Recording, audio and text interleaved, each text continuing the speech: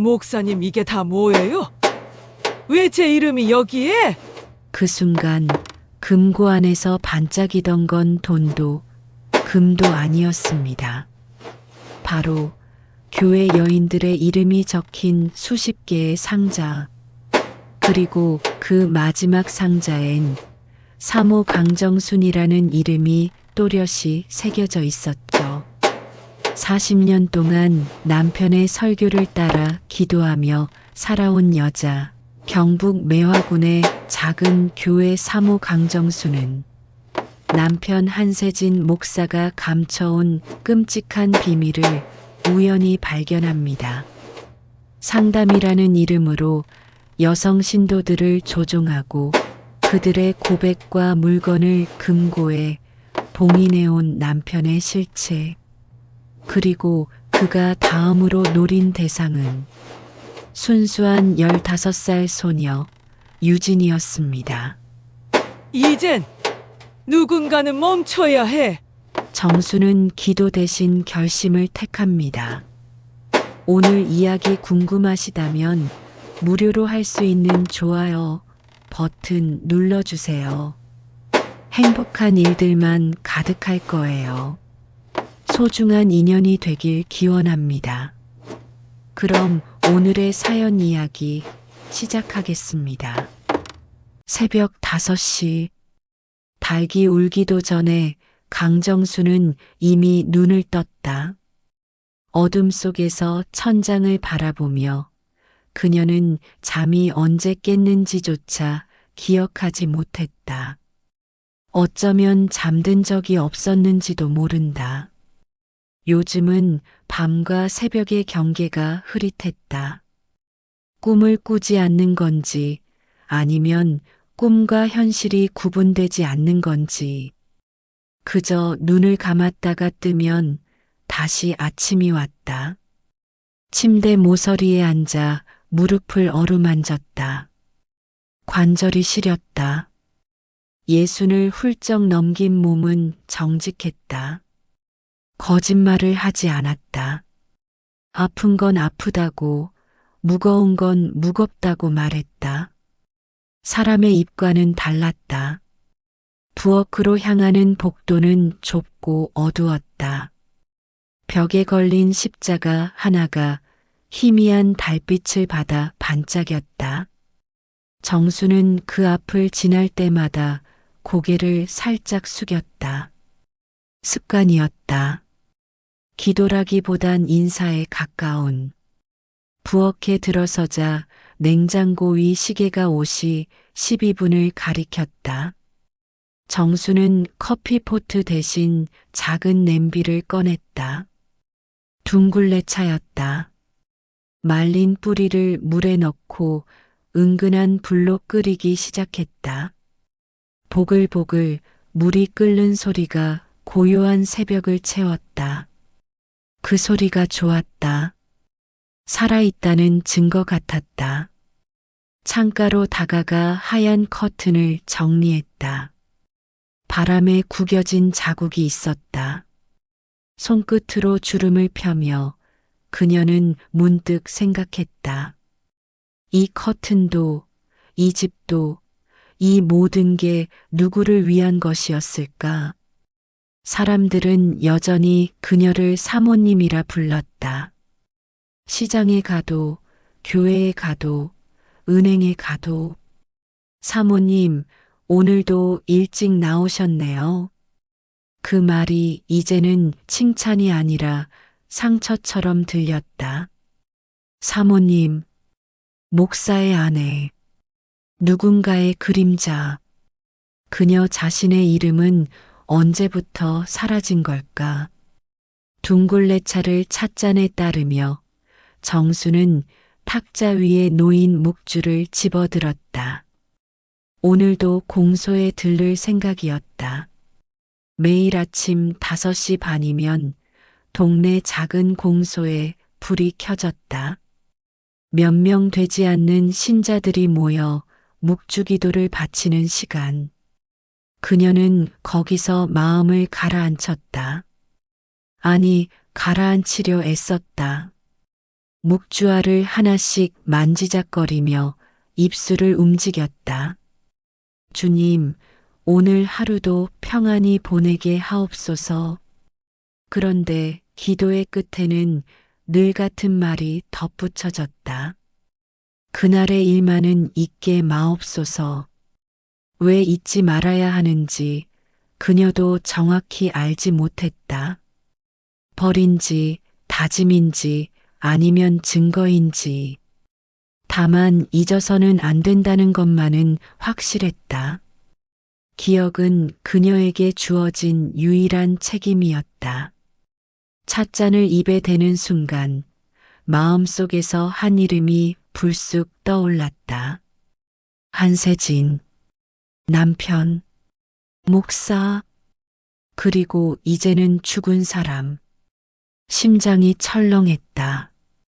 차가 목구멍을 타고 내려가며 뜨겁게 데웠지만 가슴속은 차가웠다.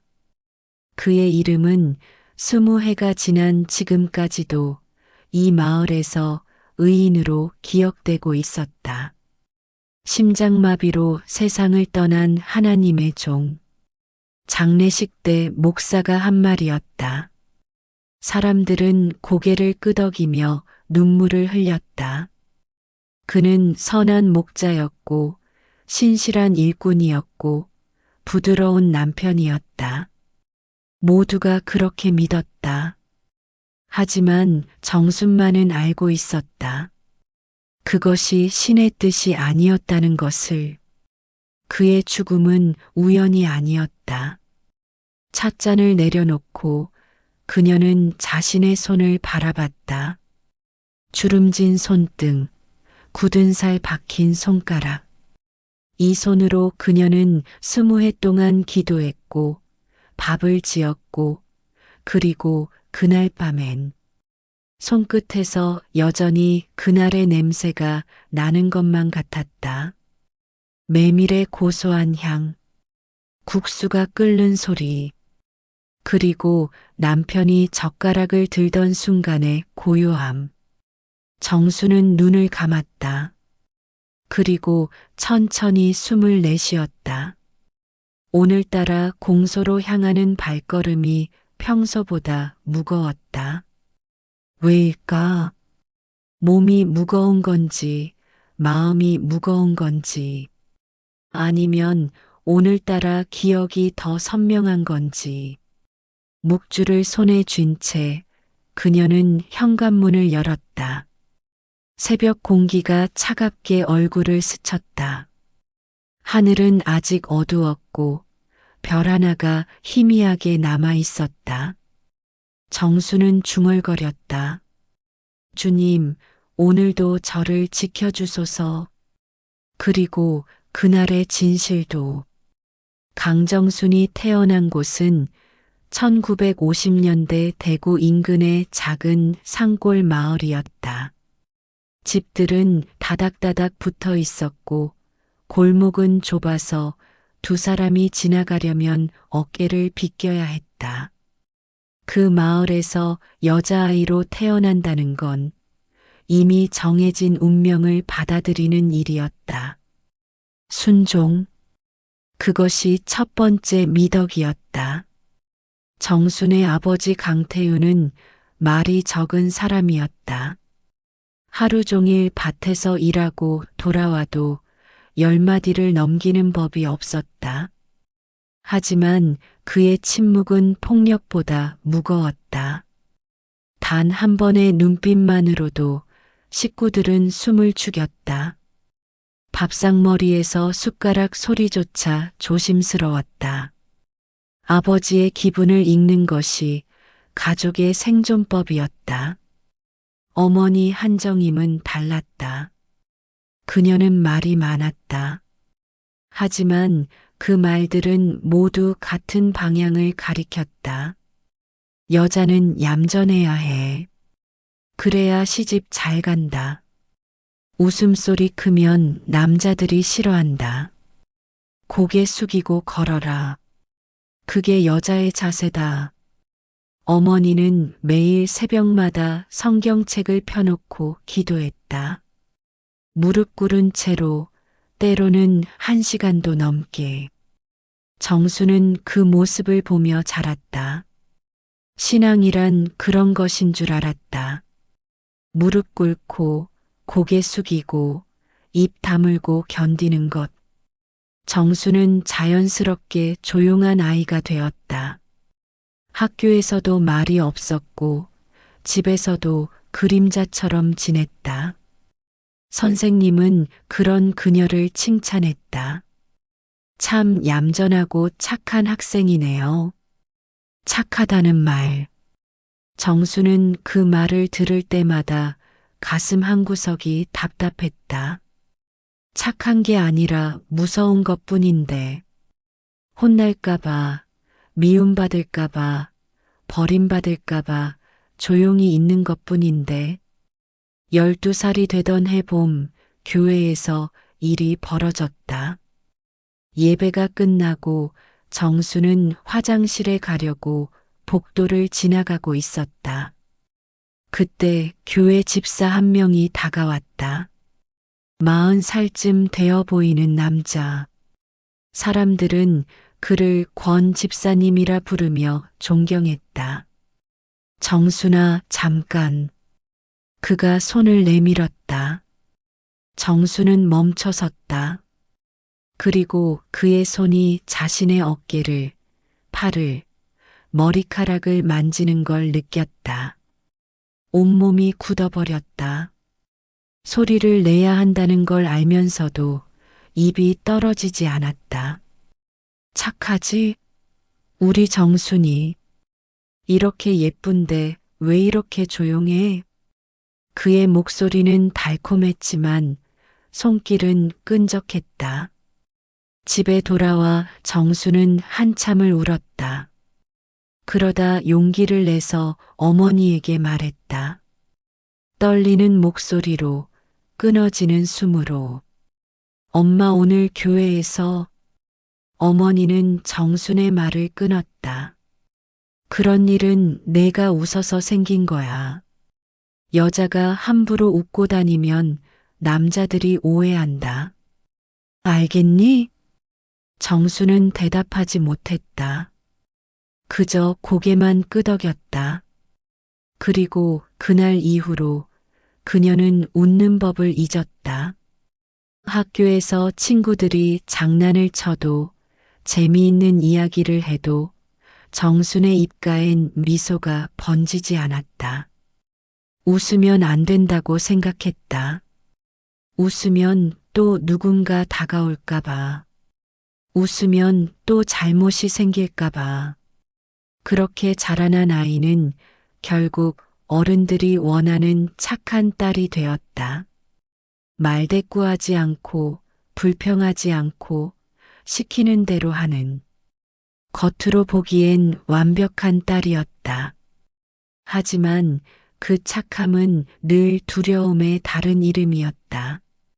정수는 사람들의 눈치를 보는데 천재가 되었다. 상대의 표정 하나, 목소리 톤 하나로 기분을 읽어냈다.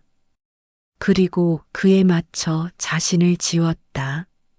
화나 보이면 더 조용히, 불안해 보이면 더 얌전히. 16살이 되던 해 정수는 거울 앞에 섰다. 그 안에 비친 자신을 보며 이상한 느낌을 받았다. 이게 나인가? 이 얼굴, 이 표정, 이 눈빛이 정말 내 것인가? 아무도 몰랐다. 그 침묵이 나중에 얼마나 무거운 심판이 될지, 그 순종이 언젠가 얼마나 단단한 결심으로 바뀔지. 밤이면 정수는 이불을 뒤집어 쓰고 작은 소리로 중얼거렸다. 언젠가는 내 목소리를 낼 거야. 하지만 그 언젠가는 너무 멀리 있었다. 그리고 그 사이 그녀의 인생엔 한 남자가 들어왔다. 말끔한 양복을 입고 성경책을 들고 미소를 지으며. 그의 이름은 한세진이었다. 20살 봄 마을에 소문이 돌았다. 새로운 전도사가 부임한다는 소식이었다. 사람들은 기대에 부풀어 있었다. 오래된 교회에 젊은 피가 필요하다고들 수군거렸다. 한세진 전도사가 처음 강단에 선 날 교회는 사람들로 가득 찼다. 평소보다 2배는 많았다. 그는 30 초반으로 보였다. 말끔한 검은 양복에 흰 와이셔츠, 단정하게 빗어넘긴 머리, 그리고 무엇보다 그의 목소리가 사람들을 사로잡았다. 우렁차면서도 부드러웠다. 천둥 같으면서도 자장가 같았다. 사랑하는 성도 여러분. 그의 첫마디에 교회가 숨을 죽였다. 오늘 말씀은 에베소서 5장 22절입니다. 아내들이여 자기 남편에게 복종하기를 주께 하듯 하라. 여러분, 이것이 하나님께서 정하신 질서입니다. 정수는 뒷자리에 앉아 그의 말을 들었다. 그의 손은 성경책을 힘주어 쥐고 있었고 눈빛은 강렬했다. 여인은 조용해야 복을 받습니다. 말이 많으면 집안이 흔들리고 순종하지 않으면 가정이 무너집니다. 이것이 성경의 가르침입니다. 사람들은 고개를 끄덕였다. 아멘 소리가 여기저기서 터져 나왔다. 정순도 따라서 고개를 숙였다. 익숙한 말이었다. 어머니가, 아버지가, 마을 어른들이 평생 해온 이야기. 그것이 설교로 포장되니 더 옳게 들렸다. 예배가 끝나고 사람들은 한세진을 둘러싸고 칭송했다. 하늘이 내린 목사님이십니다. 말씀이 꿀처럼 달고 칼처럼 날카롭습니다. 한세진은 겸손하게 웃으며 사람들의 손을 잡았다. 그의 손은 따뜻했다. 하지만 그 온기 속에는 무언가 단단한 것이 있었다. 정수는 멀리서 그 모습을 바라봤다. 그로부터 한 달쯤 지난 어느 날 한세진이 정순의 집을 방문했다. 아버지는 마당에서 그를 맞이했다. 전도사님, 이렇게 찾아와 주시다니 황송합니다. 아닙니다. 교회 식구들을 찾아뵙는 게 제 도리지요. 한세진은 대청마루에 앉아 차를 마셨다. 그리고 정순을 힐끗 바라봤다. 정순은 부엌 문틈에서 그를 보고 있었다.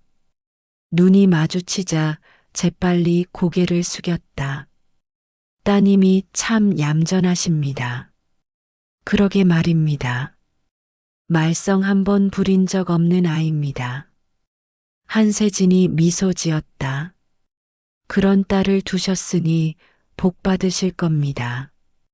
그날 이후로 한세진은 자주 집에 들렀다. 성경 공부를 가르친다는 명목이었다. 처음엔 가족 모두가 함께 앉았지만 점차 아버지와 어머니는 자리를 비웠다. 그리고 정순만 남았다. 정순 씨, 고린도전서 14장 34절을 읽어보세요. 여자는 교회에서 잠잠하라.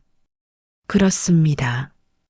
여자는 잠잠해야 하나님께 쓰임받습니다. 당신은 그런 사람입니다. 그의 말투는 부드러웠지만 단호했다. 정수는 고개를 끄덕일 수밖에 없었다. 석 달 후 아버지가 한세진을 불러 말했다. 전도사님, 이 아이 데려가 주시오. 정수는 그 자리에 있었다. 하지만 아무도 그녀에게 묻지 않았다. 결혼은 이미 결정된 일이었다. 그녀의 의견은 필요 없었다. 제가 잘 모시겠습니다. 한세진의 대답은 짧고 명확했다. 결혼식은 소박했다. 교회 예배당에서 간단한 예식을 올렸다. 하객은 20명도 안 됐다. 하지만 사람들은 입을 모아 말했다. 정순이 복받았네. 목사님 사모가 되다니. 정수는 하얀 한복을 입고 서 있었다. 거울 속 자신의 얼굴이 낯설었다. 웃고 있는 것 같은데 눈은 웃지 않았다. 첫날 밤 한세진은 성경책을 펼쳐놓고 말했다. 정순 씨, 아니, 이제 당신은 내 아내요. 아내는 남편의 그림자여야 합니다. 그림자는 소리 내지 않고 빛을 가리지 않습니다. 알겠소? 예. 정수는 고개를 끄덕이며 눈을 감았다. 그리고 그날 그녀는 진짜 그림자가 되었다. 그 후로 그녀의 인생은 빛 앞에서 웃고 어둠 속에서 울며 흘러갔다. 교회 사람들 앞에서는 단정하고 온화한 사모님이었다. 하지만 집에 돌아오면 한세진의 명령에 따라 움직이는 인형이었다. 밥은 이렇게 지어라. 옷은 저렇게 입어라. 사람들 앞에서는 말을 아껴라. 정수는 모든 것을 받아들였다. 순종이 미덕이라고 배웠으니까. 참는 것이 사랑이라고 들었으니까. 세월이 흐르면서 한세진은 점점 더 많은 사람들의 신뢰를 얻었다. 전도사에서 목사가 되었고 작은 교회에서 큰 교회로 옮겼다. 매화교회의 담임 목사가 된 그는 이제 마을에서 가장 존경받는 사람이 되었다. 하지만 정순의 마음속엔 서늘한 공기가 자라나고 있었다. 겉으로는 아무 일도 없었지만 뭔가 잘못되고 있다는 느낌. 그 느낌은 점점 커져갔다. 밤이면 그녀는 창밖을 바라보며 중얼거렸다. 이게 정말 신의 뜻일까? 하지만 대답은 없었다. 그저 어둠만이 그녀를 감쌌다. 세월은 빠르게 흘렀다. 어느새 한세진은 매화교회 담임 목사가 된 지 10년이 넘었다. 교회는 번성했다. 주일이면 예배당이 가득 찼고 헌금함은 넉넉했다. 새 건물도 지었다. 2층짜리 교육관과 넓은 주차장. 마을 사람들은 자랑스럽게 말했다. 우리 교회 목사님 보세요. 정말 하나님께 쓰임받는 분이에요. 한세진의 설교는 여전히 정의로웠다. 강단에 서면 그는 빛나는 사람이었다. 손을 들어 올리며 외치는 목소리는 사람들의 마음을 뒤흔들었다. 우리는 죄인입니다. 하지만 회개하면 용서받습니다. 교인들은 눈물을 흘리며 고개를 숙였다. 한세진의 표정은 늘 온화했다. 예배 후에는 교인들과 악수하며 따뜻한 말을 건넸다. 하나님께서 당신을 사랑하십니다. 힘내세요. 기도하겠습니다. 하지만 강단 뒤에는 작은 문이 하나 있었다. 상담실이라고 적힌 나무 팻말이 달린 문. 그 문 안쪽에서는 종종 여인들의 낮은 울음소리가 새어나왔다. 지나가는 사람들은 그 소리를 들어도 신경 쓰지 않았다. 상담실이니까 고민을 털어놓고 우는 거겠지. 정수는 몰랐다. 아니, 몰라야 했다. 목사의 아내로서 그녀가 할 일은 교회 부엌을 관리하고 교인들에게 미소 짓고 남편을 뒷바라지하는 것이었다. 상담실 문 안쪽의 일은 그녀의 영역이 아니었다. 하지만 시간이 지나면서 이상한 징후들이 쌓여갔다. 김난숙 집사가 어느 날부터 교회에 나오지 않았다.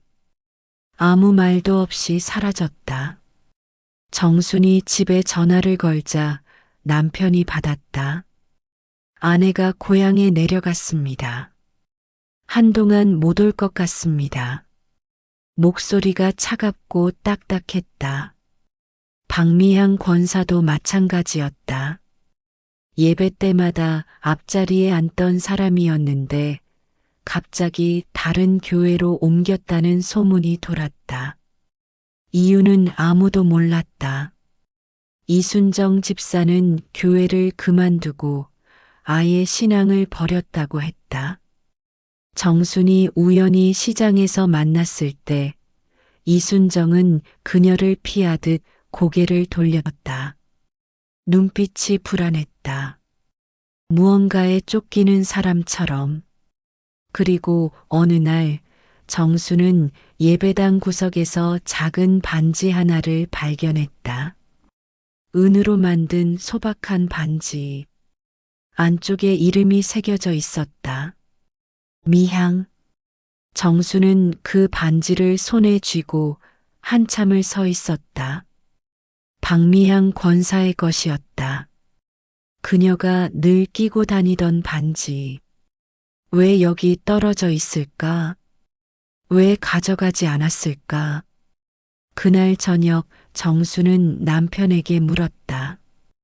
여보, 요즘 교인들이 많이 떠나는 것 같은데 무슨 일이라도 있나요? 한세진은 신문을 보다가 고개를 들었다.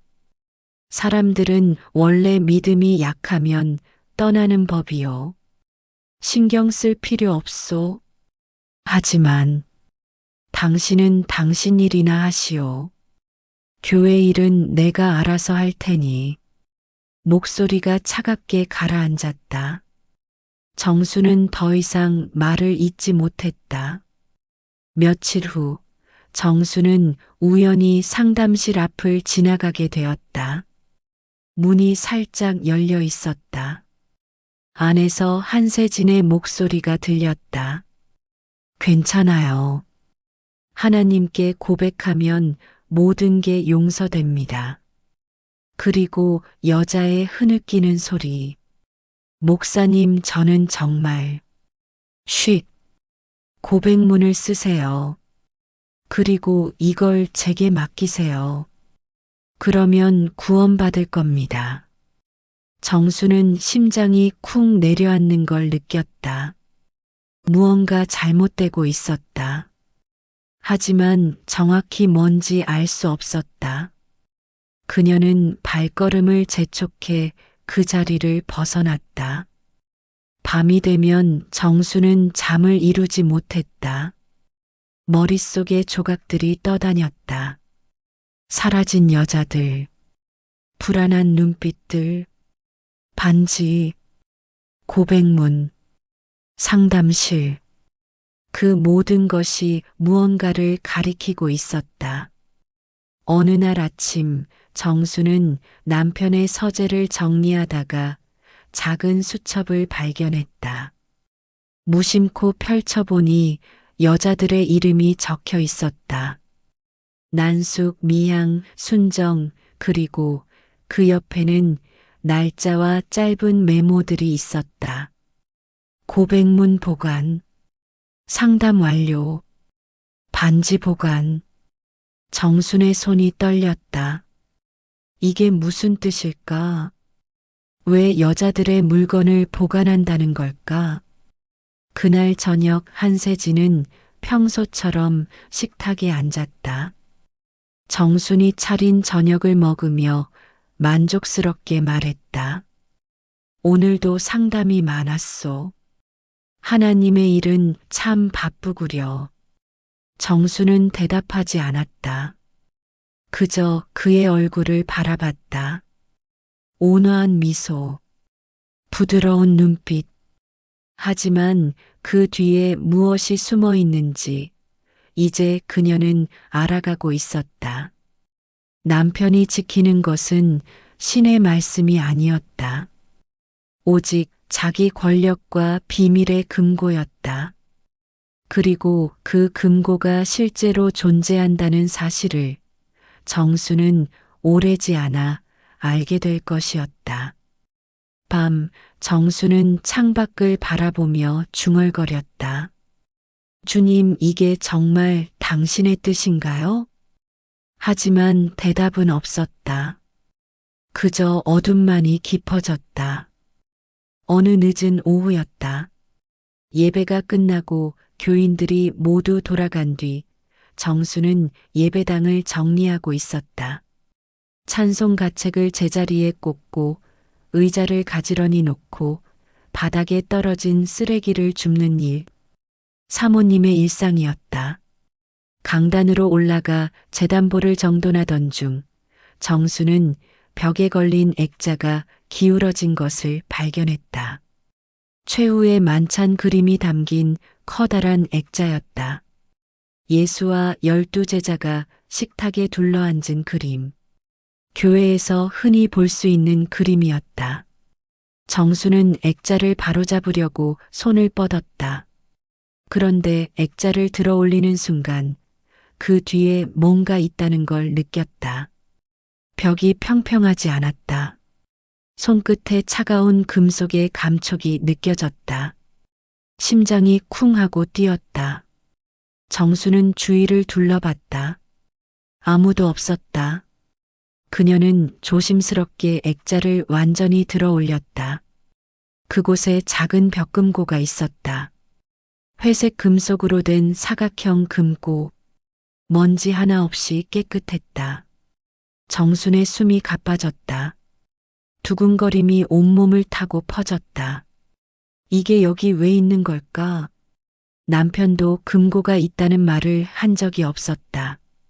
금고를 자세히 보니 번호판도 없고 자물쇠도 없었다. 그저 열쇠 구멍만 하나 있었다. 정수는 손을 뻗어 손잡이를 돌려봤다. 당연히 열리지 않았다.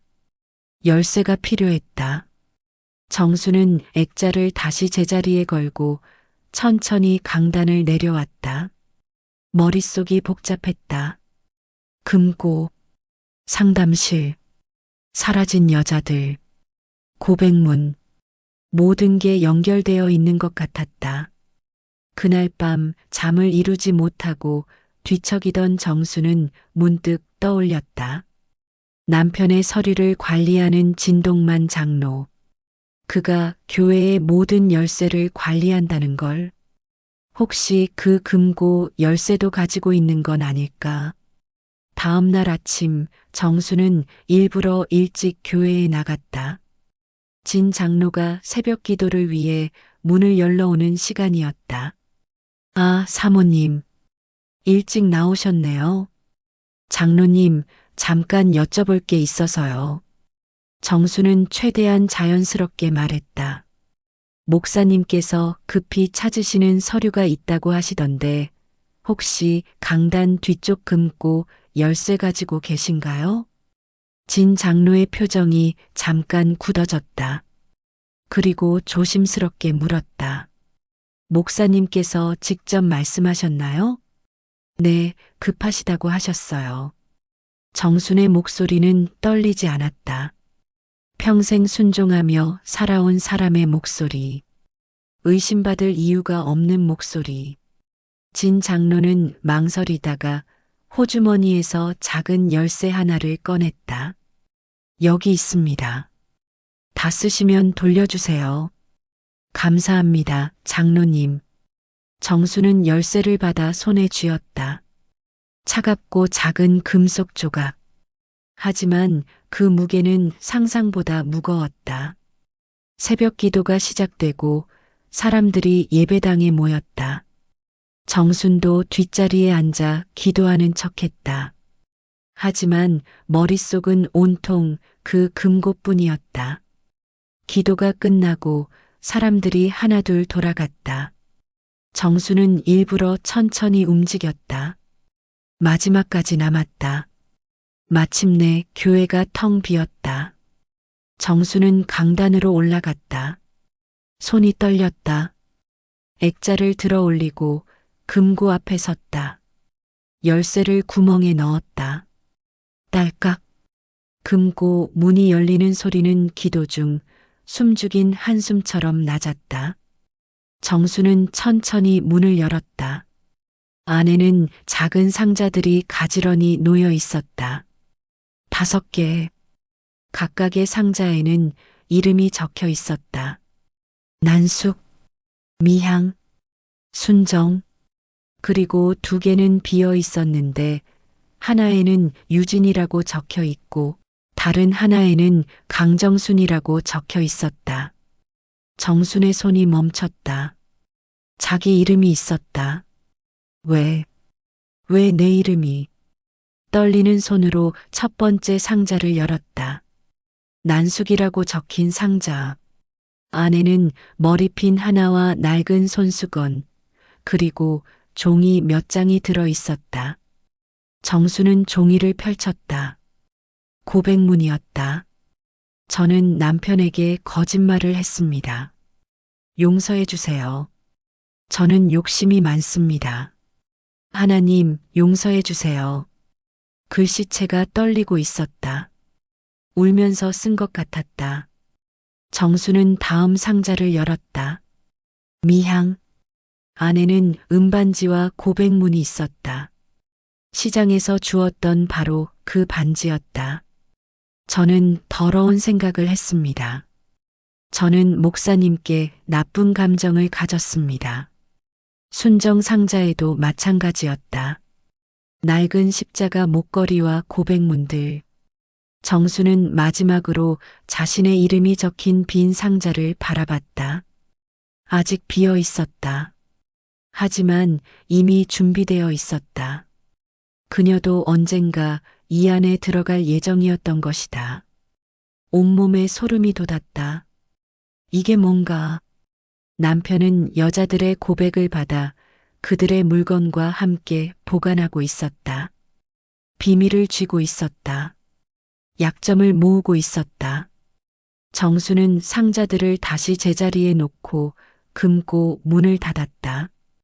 손이 떨려서 열쇠를 구멍에 넣는데 한참이 걸렸다.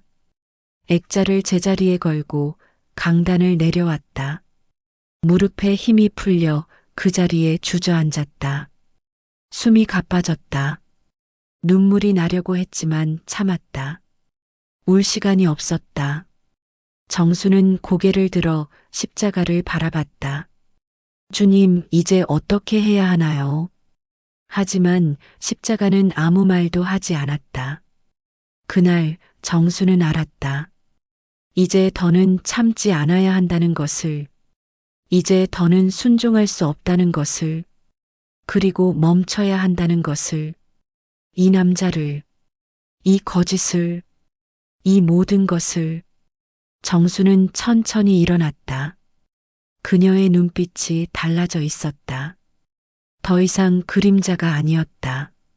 그날 밤 정수는 잠들지 못했다. 아니, 잠들 수 없었다. 금고 안에 있던 상자들이 눈앞에 아른거렸다. 난숙, 미양, 순정, 그리고 자신의 이름. 모두 같은 운명을 기다리고 있었던 여자들. 새벽 2시 정수는 침대에서 일어나 거실로 나왔다. 무릎을 꿇고 2 손을 모았다. 기도해야 했다. 하지만 무엇을 기도해야 할지 알 수 없었다. 주님, 목소리가 떨렸다. 이 죄를 저에게만 묻지 마옵소서. 어떤 죄를 말하는 건지 그녀도 정확히 몰랐다. 지금까지 침묵했던 죄인지, 앞으로 저지를 죄인지, 아니면 2 가지 모두인지. 정수는 오래전 우연히 알게 된 사실을 떠올렸다. 결혼한 지 3년쯤 되었을 때였다. 남편과 함께 식당에 갔다가 그가 갑자기 숨을 헐떡이며 얼굴이 붉어진 적이 있었다. 여보, 괜찮아요? 메밀 이 음식에 메밀이 들어갔소? 주인을 불러 확인하니 국수에 메밀이 섞여 있었다. 병원에 가서야 알았다. 한세진은 메밀 알레르기가 있었다.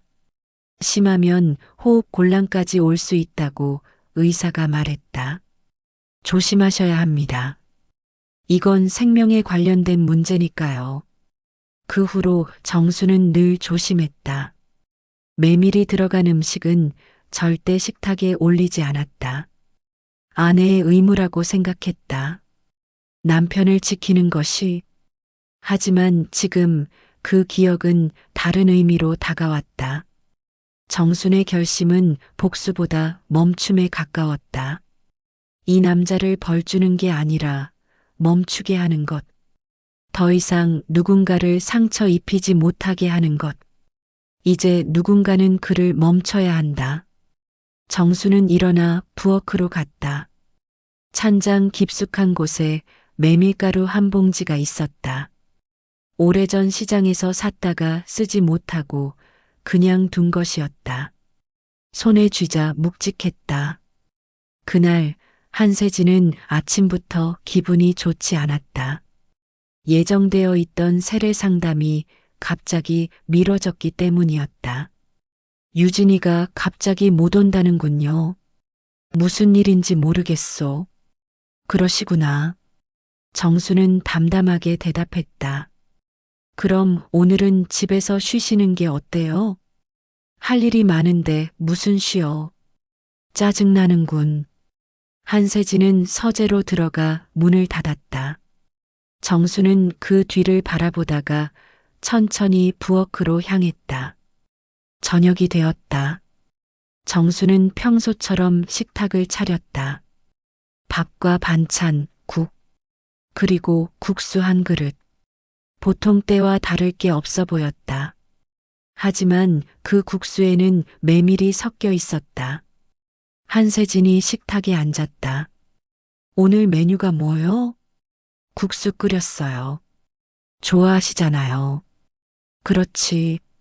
잘 먹겠소. 한세진은 아무 의심 없이 젓가락을 들었다. 국수를 집어 입에 넣으려는 순간 정순이 말했다. 여보, 유진이는 오늘 상담을 미뤘답니다. 한세진의 손이 멈췄다. 그가 정순을 바라봤다.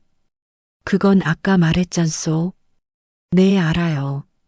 정순의 목소리는 담담했다. 떨림 하나 없었다. 그 아이는 상담실에 가지 않아도 될 것 같아요. 한세진의 눈빛이 변했다. 날카로워졌다.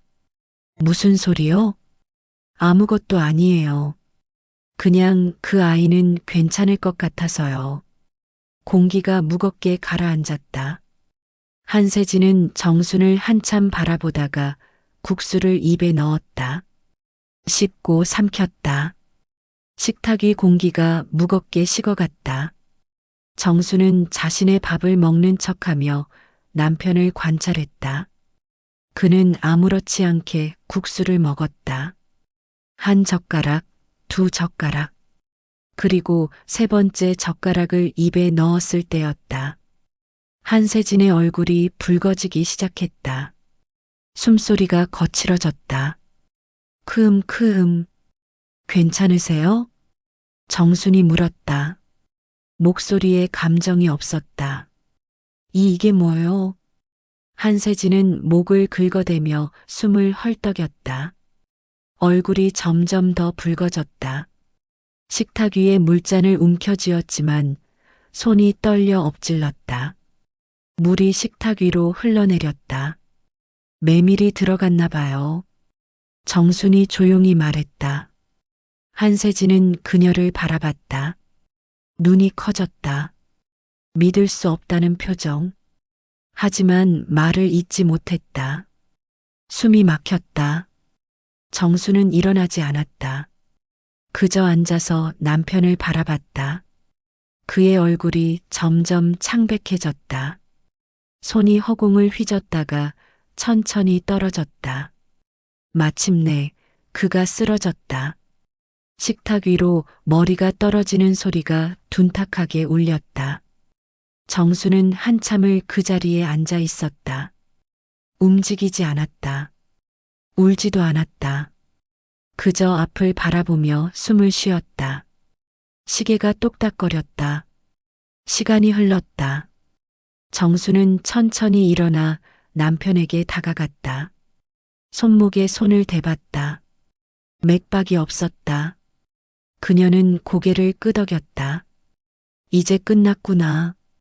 그날 밤 매화군의 집안은 오랜만에 조용했다. 새벽까지 아무 소리도 나지 않았다. 정수는 거실에 앉아 촛불을 켰다. 그리고 기도했다. 주님, 용서해 주세요. 하지만 저는 후회하지 않습니다. 촛불이 흔들렸다. 그림자가 벽에 길게 드리워졌다. 그녀는 더 이상 그림자가 아니었다. 이제 그녀는 자신의 빛을 가진 사람이었다. 장례는 성대하게 치러졌다. 매화교회는 물론 인근 교회에서도 목사와 교인들이 찾아왔다. 조문객이 끊이지 않았다. 사람들은 한세진의 영정 앞에서 눈물을 흘렸다. 하나님 품으로 돌아간 목자시네요. 이렇게 갑자기 가시다니 아직 하실 일이 많으셨는데. 사모님, 힘내세요. 목사님께서 하늘에서 지켜보고 계실 겁니다. 정수는 검은 한복 차림으로 강단 옆에 섰다. 조문객들에게 고개 숙여 인사하고 위로의 말을 들었다. 표정 하나 흐트러짐 없이. 그녀의 얼굴은 창백했지만 평온했다. 장례식장에서 추도사가 이어졌다.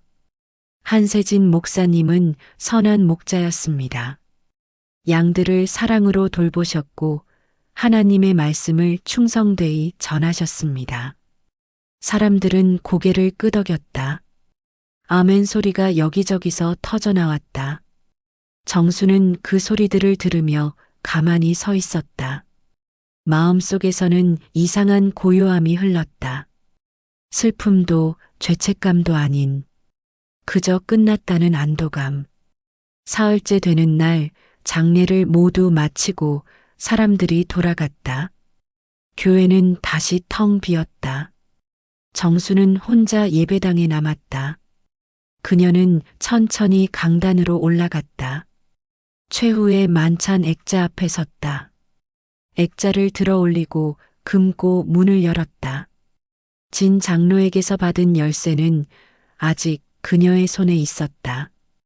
금고 안에 상자들이 그대로 있었다. 난숙, 미양, 순정, 유진, 정순.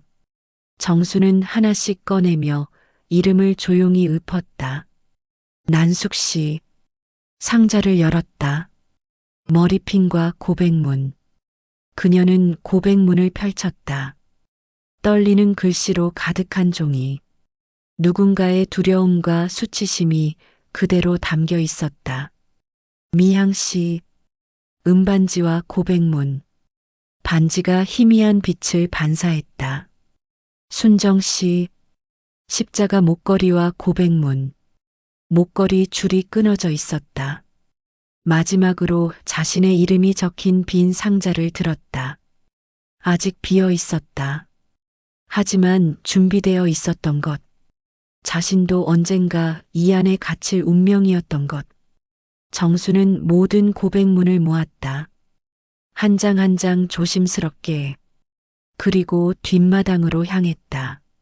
마당 한쪽에는 낡은 화덕이 있었다. 겨울철 난방용으로 쓰던 것이었다.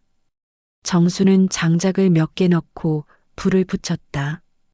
불꽃이 타오르기 시작했다. 그녀는 고백문들을 하나씩 불에 넣었다.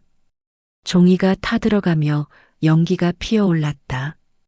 검은 재가 바람에 날렸다.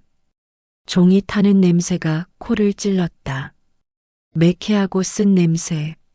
하지만 정수는 멈추지 않았다. 한 장, 또 한 장. 과거의 그림자들이 연기처럼 사라졌다. 이제 괜찮을 거예요. 정수는 혼잣말처럼 중얼거렸다. 이제 아무도 당신의 비밀에 갇히지 않을 거예요. 마지막 종이가 불에 타들어갔다. 불꽃이 잠시 크게 타오르다가 잦아들었다. 정수는 쟤를 바라보며 눈을 감았다.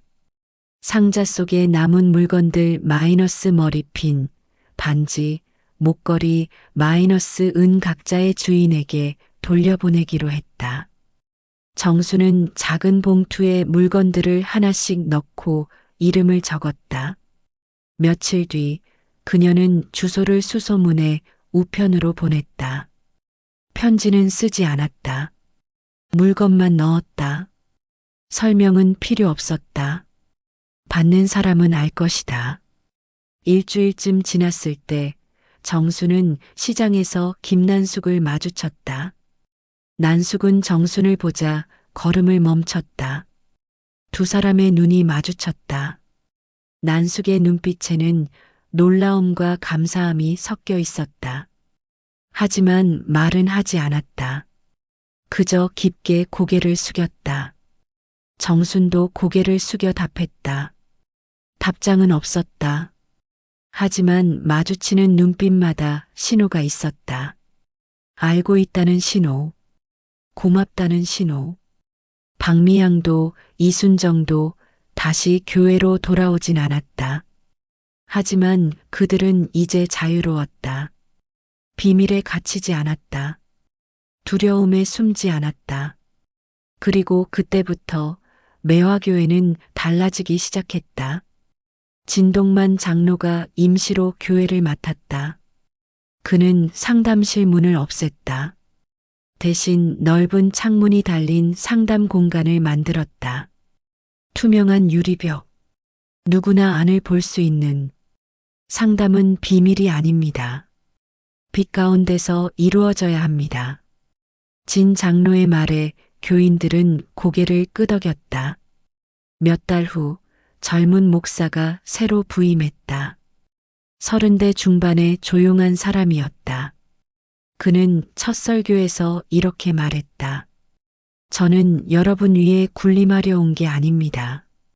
함께 걷기 위해 왔습니다. 그의 설교는 한세진과 달랐다. 복종을 강요하지 않았다. 두려움을 심지 않았다.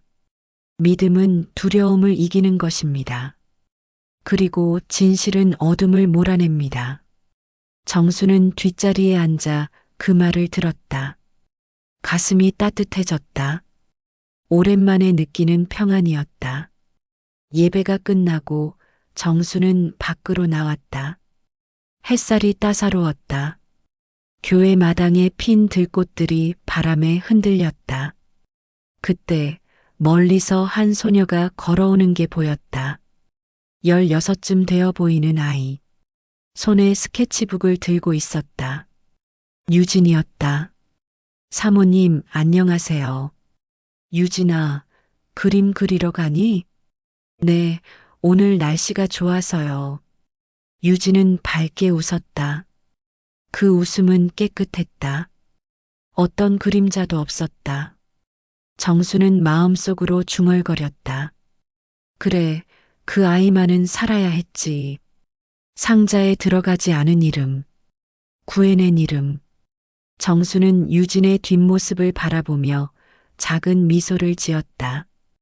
밤이면 그녀는 여전히 촛불을 켰다. 하지만 이제는 용서를 구하지 않았다. 대신 이렇게 속삭였다. 주님, 그때 저는 제 몫의 심판을 했습니다. 세월은 또다시 흘렀다. 봄이 오고 여름이 가고 가을이 왔다. 매화교회는 조용히 그러나 단단히 자리를 잡아갔다. 젊은 목사는 약속대로 교인들과 함께 걸었다. 강단 위에서 군림하지 않았다. 일요일 아침이면 예배당에 햇살이 가득 들어왔다. 새로 단 유리창을 통해 빛이 쏟아졌다. 어둡던 교회가 이제는 밝았다. 상담실도 복도도 모든 곳이. 정수는 여전히 교회에 나왔다. 하지만 예전과는 달랐다. 이제 그녀는 부엌일만 하지 않았다. 앞자리에 앉아 설교를 들었고 찬송을 불렀고 때로는 성경 공부 모임을 이끌기도 했다. 사모님, 오늘 말씀 나눔 정말 좋았어요. 젊은 교인이 다가와 말했다. 사모님이 아니라 정순 씨라고 불러주세요. 아, 네, 정순 씨. 처음엔 어색했다. 평생 사모님이라 불리던 사람이 이름으로 불리는 것. 하지만 정수는 그 이름이 좋았다. 자기 것이었으니까. 어느 화창한 오후 정수는 시장을 걷고 있었다. 장을 보러 나온 길이었다. 과일 가게를 지나고 생선 가게를 지나고 옷 가게를 지날 때였다. 정순 씨, 뒤에서 누군가 불렀다. 돌아보니 유진이었다. 이제 20살이 된 유진은 예전보다 더 환하게 웃고 있었다. 손에는 여전히 그림 도구가 들려 있었다. 유진아, 어디 가니? 전시회 준비하러요. 다음 달에 제 첫 개인전이 열려요. 정말 축하한다. 꼭 오세요, 정순 씨. 초대장 드릴게요. 유진은 밝게 웃으며 손을 흔들고 갔다. 정수는 그 뒷모습을 한참 바라봤다. 자유롭게 걷는 모습, 꿈을 향해 가는 모습, 그 아이만은 살아야 했지. 정수는 다시 한번 마음속으로 중얼거렸다. 유진의 이름이 적힌 빈 상자, 채워지지 않은 상자. 그것이 정순이 한 일 중 가장 잘한 일이었다. 집으로 돌아오는 길, 정수는 공소에 들렀다. 작은 기도처, 예전처럼 무릎을 꿇고 손을 모았다. 하지만 기도는 달라졌다. 주님, 감사합니다. 제게 용기를 주셔서 더 이상 용서를 구하지 않았다. 대신 감사했다. 살아있음에, 자유로움에, 그리고 진실을 지킬 수 있었던 것에. 저녁이 되어 집에 돌아왔다. 정수는 혼자 살았다. 큰 집은 아니었지만 아늑했다. 부엌에서 둥골레 차를 끓이며 창밖을 바라봤다. 해가 지고 있었다. 주황빛 노을이 하늘을 물들였다. 밤이 되면 정수는 여전히 촛불을 켰다. 작은 양초 하나, 흔들리는 불빛 앞에 앉아 하루를 돌아봤다. 주님, 그때 저는 제 몫의 심판을 했습니다. 이 말은 변하지 않았다. 후회도 변명도 아닌 고백. 그녀가 한 일은 옳았는지 그른지 알 수 없었다. 하지만 필요했다는 건 확실했다. 바람이 불면 오래된 커튼 사이로 빛이 들어왔다. 달빛이었다. 은은하고 부드러운. 정수는 그 빛을 받으며 눈을 감았다. 금고는 사라졌다. 강단 뒤 벽은 깨끗하게 정리되었고 최후의 만찬 액자는 다른 곳으로 옮겨졌다. 대신 그곳엔 작은 십자가 하나만 남았다. 단순하고 소박한 나무 십자가. 정수는 가끔 그 십자가 앞에 섰다. 손을 모으고 기도했다. 사라진 여자들을 위해, 돌아온 여자들을 위해, 그리고 자유로워진 모든 이들을 위해. 어느 날 김난숙이 정순을 찾아왔다. 오랜만이었다. 두 사람은 마당에 앉아 차를 마셨다. 정순 씨, 그때 고마웠어요. 난숙의 목소리가 떨렸다. 아무 말 안 해도 돼요. 아니에요. 꼭 하고 싶었어요. 저 다시 살 수 있게 됐어요. 정순 씨 덕분에. 정순은 난숙의 손을 잡았다. 따뜻했다. 살아있는 손이었다. 우리 모두 살아남은 거예요. 두 사람은 한참을 말없이 앉아 있었다. 설명은 필요 없었다. 서로가 무엇을 겪었는지, 무엇을 잃었는지, 무엇을 되찾았는지 알고 있었다. 난숙이 돌아간 후 정수는 다시 혼자가 되었다. 하지만 외롭지 않았다. 고요했지만 평온했다. 밤 정수는 거울 앞에 섰다. 주름진 얼굴, 희끗해진 머리카락, 예순을 훌쩍 넘긴 여자의 모습. 하지만 눈빛은 달랐다. 예전처럼 두렵지 않았다. 예전처럼 숨지 않았다. 강정순, 자신의 이름을 불러봤다. 목소리가 또렷했다. 강정순, 한 번 더, 더 크게. 그녀는 더 이상 누군가의 그림자가 아니었다. 사모님이 아니었다. 목사의 아내가 아니었다. 그냥 강정순, 자기 이름으로 사는 여자. 창밖에서 바람이 불어왔다. 커튼이 흔들렸다. 정수는 창문을 열었다. 차가운 공기가 밀려 들어왔다. 신선했다. 하늘에는 별이 총총히 박혀 있었다. 그 중 하나가 유난히 밝게 빛났다. 정수는 그 별을 바라보며 미소 지었다. 잘 자요, 여러분. 우리 모두. 촛불을 끄고 침대에 누웠다. 눈을 감았다. 오늘 밤은 꿈을 꿀 것 같았다. 무서운 꿈이 아니라 평온한 꿈. 자유로운 꿈. 강정수는 잠들었다. 자기 이름으로, 자기 인생으로, 자기 방식으로. 그리고 그날 밤 매화군의 하늘은 유난히 맑았다.